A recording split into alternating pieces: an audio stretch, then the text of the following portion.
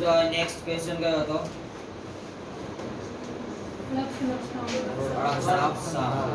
Sound કઈ રીતે produce થાય છે એની આખી ઓવરઓલ પ્રોસેસ છે સમજાયેલી છે ત્યાં અહીંયા બુક પર. તો મારી પાસે એક ફિક્સ્ડ સરફેસ છે. આ ફિક્સ્ડ સરફેસ જોડે આપણે શું કરી છે? થ્રેડને ટાઈ અપ કરી રાખેલું છે. થ્રેડ છે એને ડિઝાઇન પર કયો બોલ મૂક્યો છે? ટેનિસ બોલ. તમે ટેબલ ટેનિસ બોલ મૂકો, ટેનિસ બોલ મૂકો, ફૂટબોલ મૂકો, કોઈ પણ મૂકો, કોઈ ઇશ્યુ નથી. બરાબર? ખાલી એનો મૂવમેન્ટ કઈ રીતે થાય છે ને ચેક કરવાનું. બરાબર? હવે આ મૂવમેન્ટ ચેક કરવા માટે આપણી પાસે પણ અવેલેબલ છે ટ્યુનિંગ ફોર્ક. ટ્યુનિંગ ફોર્ક છે એનો શેપ એક્ઝેક્ટલી આવો જોઈએ. પછી તમે એને રબર પેડ હોય એ રબર પેડ ઉપર જોસ્તી પછાડો. એ જોસ્તી પછાડો ઇટ મીન્સ કે એનો જે ઉપરનો યુ શેપ છે ને એ શું કરશે? વાઇબ્રેટ કરશે. બરાબર? અને એ જે વાઇબ્રેશન થાય ને તમારે બોલ જોડે શું કરવાનું છે? ટચ કરવાનું છે. બરાબર? ટચ કરશો એટલે કે એ શું કરશે? થોડું મૂવિંગ શો કરે. ઇટ મીન્સ ધેટ કે સાઉન્ડ છે એ સાઉન્ડથી કોઈ પણ વસ્તુનું શું કરી શકો છો તમે? મૂવિંગ ફ્રોમ થવું બાય ધ સાઉન્ડ એને કહેવાય વેવ. શું ફોર્મ કરે છે? Wave. Wave it means that કે આ રીતે ફોર્મ થશે. બરાબર? ઉપર જે હોય એને કહેવાય ટો. ટુ નો વાંચતા શું કહેવાય? ટો. નીચે જે હોય ને એને કહેવાય ટ્રાવ. શું કહેવાય? ટ્રાવ. નોર્મલી ટ્રોને બીજા લેંગ્વેજમાં કહેવું તો ક્રસ્ટ પણ કહેવાય. એટલે કે ક્રસ્ટ અને ટ્રફ ફોર્મ થાય છે. શેનાથી ફોર્મ થયું? By the sound. હવે આ જ ટર્મ છે બોલની જગ્યાએ આપણે કોઈ ગ્લાસની અંદર ચેક કરીએ તો ગ્લાસ છે એના માટે બે એક્ટિવિટી છે. ગ્લાસ છે એમાં આપણે આ ફ્રોક છે એ ટ્યુનિંગ ફોર્કને આપણે બરોબર પછાડીને એને પરપેન્ડિક્યુલર રાખીએ. નેક્સ્ટ ભણો છો ને કેટલા એંગલ ફોર્મ કરે છે? 90 ઇટ મીન્સ પરપેન્ડિક્યુલર રાખું તો ફોર્કની કોઈ એક જ ડિરેક્શન એવી છે કે જે આ વોટરને ટચ કરશે. બરાબર? વોટરને ટચ થાય એટલે વોટર શું કરશે? મૂવિંગ કરશે. મૂવિંગ કરશે ઇટ મીન્સ કે આ વેવ્સ છે એ ફોર્મ થશે. આ જ કન્ડિશનમાં ફોર્ક છે એને પછી ક્યાં લઈ જઈએ છીએ? પેરેલલ. પેરેલલ આવશે ત્યારે એની બંને સરફેસીસ છે શું કરશે? વોટરને ટચ થશે. સો તમારી પાસે બે કેસ છે આમાં બંને સરફેસ ટચ થાય છે અને આમાં એક જ છે. તો વેવ્સ સૌથી વધારે શેમાં પ્રોડ્યુસ થશે? જે B1 છે એમાં. ઇટ મીન્સ ધેટ કે આ જે B ડાયાગ્રામ છે ને એની અંદર આપણે શું ફોર્મ થાય છે? વેવ્સ વધારે થાય છે. રીઝન કે અહીંયા જે હતો એ સાઉન્ડ છે એ સાઉન્ડ કેવો છે? હાયર છે કમ્પેર ટુ ધીસ વન. બરાબર? તો અહીંયા સાઉન્ડ વધારે છે એટલે વધારે વેવ્સ ફોર્મ થશે. અહીંયા સાઉન્ડ ઓછો છે તો એના વેવ્સ કેવા ફોર્મ થશે? ઓછા ફોર્મ થાય છે. ડન? બસ આ ત્રણની અંદર આ જ ટર્મ શીખવાની છે કે સાઉન્ડથી તમે શું કરાવી શકો છો? વેવ ફોર્મ થઈ શકે છે. હવે ચેક કરો એક્ટિવિટી.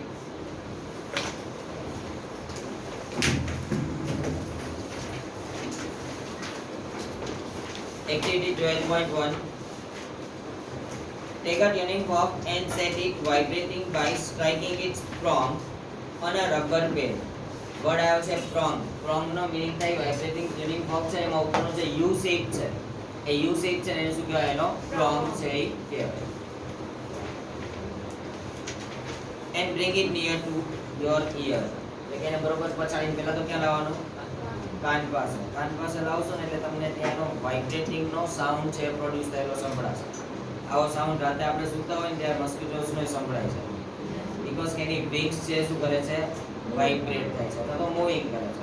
અને વિંગ્સ પર છે એટલે કે એનો હમિંગ સાઉન્ડ છે આપણને સંભળાય છે. Do you hear any sound? Yes. Touch one of the prong of the vibrating tuning fork with your finger and share your experience with your friend. આપણે શેર જ કરવો પણ ટ્યુનિંગ ફોર્ક છે એને આપણે વાઇબ્રેટિંગ કન્ડિશનમાં લાવ્યા પછી ત્યાં એક કોઈ એન્ડ છે એની પાસે શું લઈ જવાની? આપણી એક ફિંગર. પછી શું થાય છે? ચેક કરો. નોર્મલી આપણા હાથ ઉપર વાઇબ્રેટિંગ ઇમ્પ્રુવમેન્ટ્સ જોવા મળશે.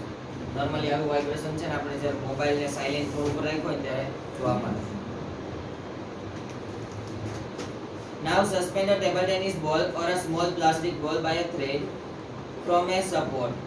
સપોર્ટ એટલે કે કઈ સરફેસ રાખવાની છે? આપણે ફિક્સ્ડ સરફેસ છે એને રાખવાની.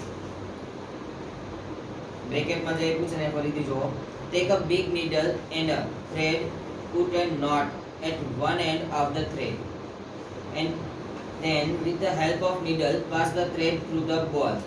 હવે નીડલ થી શું કરવાનું છે? પ્લાસ્ટિકનો બોલ હોય એનાથી શું કરી દેવાનું છે એની અંદર hall.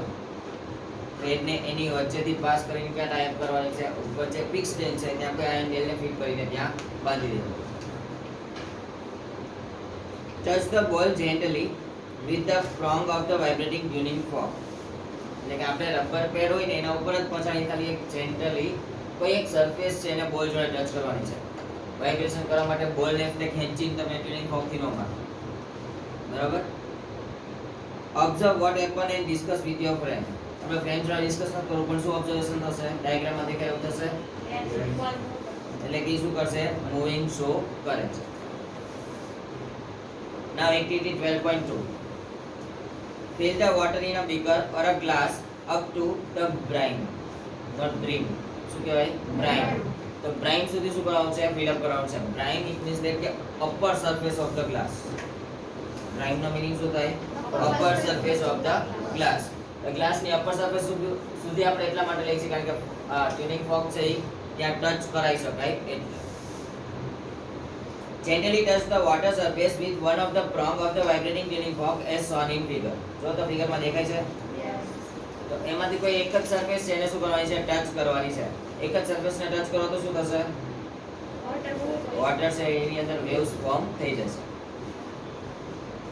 Observe what happen in both the cases. એક કેસ અહીં આગળ ડ્રો કરેલો છે, એક કેસ બીજો સામેના પેજ ઉપર છે. ઇટ મીન્સ એકવાર તમે કેવી રાખ્યું છે? પરપેન્ડિક્યુલર રાખ્યો છે ફોર્ક ને, બીજી વખત કઈ રીતે રાખ્યો છે? Parallel. Discuss with your friend Y this happen. શું કામ આવું થયું? ફ્રેન્ડ જોડે નહીં, મને કહો. શું કામ થયું? આમાં સર એક જ સરફેસ આપણે ટચ કરે છે, થોડુંક મોટું આમાં બે સરફેસ ટચ કરે છે, વધારે વેવ. ચલો from the above activities what do you conclude? શું કન્ક્લુઝન આપશો આ ત્રણ એક્ટિવિટીમાંથી? Vibration. Sound is produced due to vibrating. Sound is produced due to vibration. Last લેક્ચરમાં આપણે એવું કીધું હતું કે આપણે બોલીએ છીએ ત્યારે આપણા ગળા પાસે થોડું વાઇબ્રેશન દેખાય છે. બરાબર? તો એ વાઇબ્રેશન થાય છે that's why શું ફોર્મ થાય છે? સાઉન્ડ છે ક્રિએટ થશે. Can you produce sound without a vibrating object? વિચાર આપણું ગળું વાઇબ્રેટ નથી થતું તો અવાજ નીકળશે? આપણે બધા કેવાથી જઈએ? In the above activity we have produced a sound by striking the tuning fork. આપણે ઉપરની એક્ટિવિટીઝમાં બધામાં સાઉન્ડ ક્યાંથી પ્રોડ્યુસ કર્યો છે? Vibrating tuning fork. વાઇબ્રેટિંગ ક્યારે થાય? તમે જોસ્ટિક પછાડ્યું હોય ક્યાંય તો.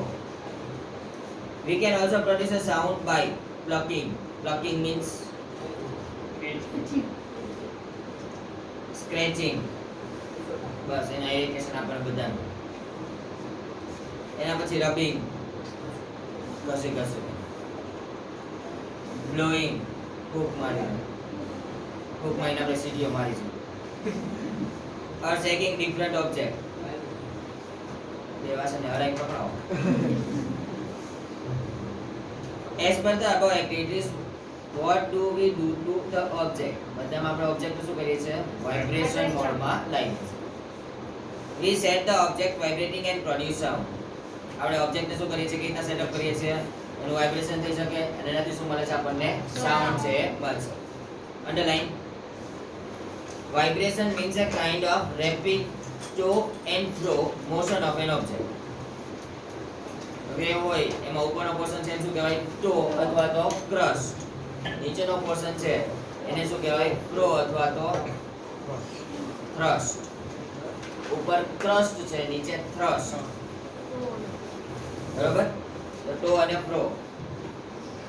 The sound of a human voice is produced due to the vibration in the vocal cords. Vocal cords એટલે આપણા અહીંયા ગળાનો પોર્શન જે હોય આપણે સિમ્પલ ઇંગ્લિશમાં ઘોઘરો કહીએ છીએ ને એ. When a bird flaps its wings, do you hear any sound? Yeah. Think how the buzzing sound accompanying a bee is produced. Buzzing કેમ થાય? એના wings છે શું કરે છે? મૂવિંગ કરે છે. આપણે બી બનવાની જરૂર નથી. A stretched rubber band when plucked vibrate and produce sound. આ ધંધા કર્યા છે. રબર બેન્ડ હોય એને ખેંચી નાખીએ આમ. પછી અચાનક જ છોડીએ ને એટલે આમે વળાને વાગે કરું પણ આપણા હાથમાં છૂટે ત્યારે અવાજ આવે. If you have never done this then do it. કઈ તો હું પાડું. Observe the vibration of the stretched rubber band. તો સાઉન્ડ જો મળે છે એ સાંભળો ટળીને દઈને અવાજ આવશે. એના પછીની એક્ટિવિટી ચેક કરો તો make a list of different type of the musical instrument and discuss with your friend which part of the instrument vibrate or produce sound. Vibration. Guitar. ઘણા બધા છે જેનો વાઇબ્રેશન કરાવો તો શું કરે સાઉન્ડ પ્રોડ્યુસ થાય. ડન.